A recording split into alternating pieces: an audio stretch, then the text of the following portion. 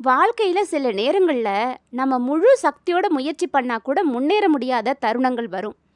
அப்போ நமக்கு தேவைப்படுறது கூடுதல் வலிமை இல்லை, ஒரு நம்பிக்கை, ஒரு ஆதரவு, ஒரு இனிய வார்த்தை. ஏன்னா சில சமயங்களில் உடல் இயங்காது, ஆனால் மனம் இயங்கும். ஒரு மனுஷனோட வாழ்க்கையை மாற்ற என்ன தேவைன்னு தெரியுமா?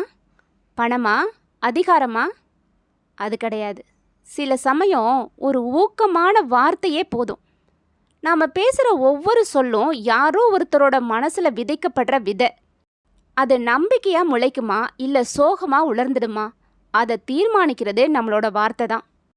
ஒரு இனிய வார்த்தையால் தான் ஒரு சோர்ந்து போன மனதை ஊக்கப்படுத்த முடியும். ஒரே ஒரு சொல்லால் ஒரு தோல்வியாளனை வெற்றியாளனாக மாற்ற முடியும். ஒரு அன்பான வார்த்தையால் நம்பிக்கையையும் ஆற்றலையும் உண்டாக்க முடியுங்கிறத தெரிஞ்சுக்க இந்த கதையை கேளுங்க. இங்கிலாந்தில் ஒரு அமைதியான கிராமத்தில் ஒரு விவசாயி வாழ்ந்துட்டு இருந்தார். அவர்கிட்ட செல்வம்னு பெருசாக எதுவும் கிடையாது. ஆனால் அவரோட வாழ்க்கையில் துணையாக இருந்தது ஒரே ஒரு குதிரை தான். அந்த குதிரையோட பேர் தான் பட்டி. பட்டி தான் வயலில் உழுற வேலை, சுமைகள் சுமக்கிறது, உதவி செய்கிறது அப்படின்னு எல்லா வகையிலையுமே விவசாயிக்கு உதவியாக இருந்தது. விவசாயிக்கு பட்டிங்கிறது வெறும் விலங்கு கிடையாது, அது ஒரு குடும்ப உறுப்பினர் மாதிரி இருந்துட்டு வந்தது.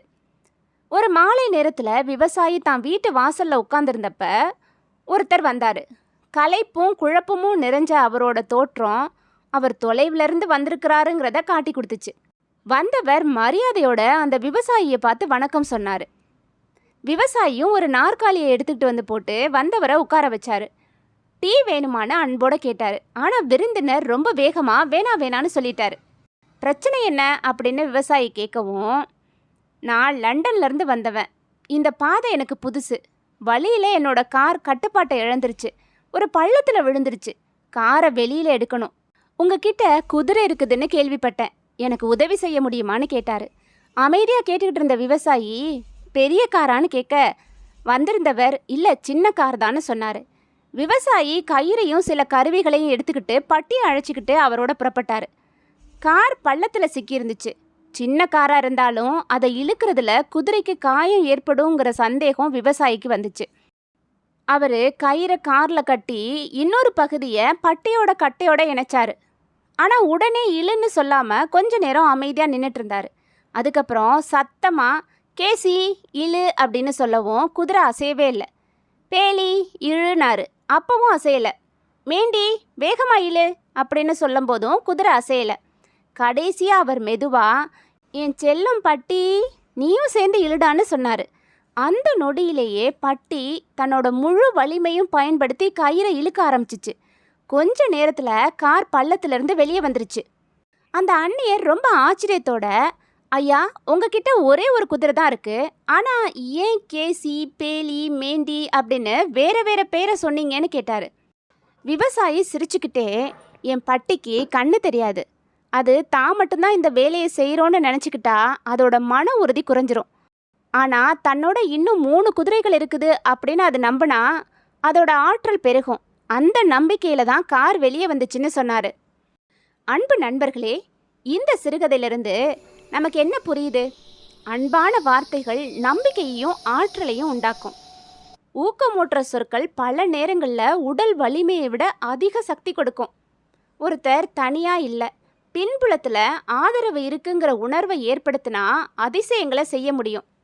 இதைத்தான் நம்ம திருவள்ளுவர் இனிய உளவாக இன்னாத கூறல் கனி இருப்ப காய் கவர்ந்தற்றுன்னு சொல்லியிருக்காரு. இனிமையான கனி இருக்கும்போது தேவையில்லாமல் காயை எதுக்காக பறித்து சாப்பிட்ணும்? அதே மாதிரி இனிமையாக பேச நமக்கு பல சொற்கள் இருக்கும்போது எதுக்கு கடுமையான சொற்களை யூஸ் பண்ணணும்? ஒரு நல்ல வார்த்தை நோயாளியோட மனசில் நம்பிக்கையை வளர்க்கிற ஒரு மருந்து. ஒரு ஊக்கமான வார்த்தை மாணவனை வெற்றியோட உச்சிக்கே அழைச்சிட்டு போகும். ஒரு பாசமான வார்த்தை குடும்பத்தில் சண்டையையும் சோகத்தையும் அமைதியாக்கும். நம்மளோட அன்றாட வாழ்க்கையில் வார்த்தைகளை எப்படி பயன்படுத்துறதுங்கிறத நம்ம முதல்ல கற்றுக்கணும்.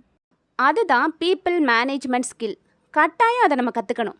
வேலையிடங்களில் ஒருத்தரோட தவறை சுட்டி காட்டும் போது கூட கடுமையாக சொல்லாமல் மென்மையாக சொல்லணும். பிள்ளைகள்கிட்ட எப்போவுமே நீ செய்ய முடியும், உன்னால் இது முடியும்னு சொன்னால் அவங்க உலகையே வெல்ற நம்பிக்கை அடைவாங்க.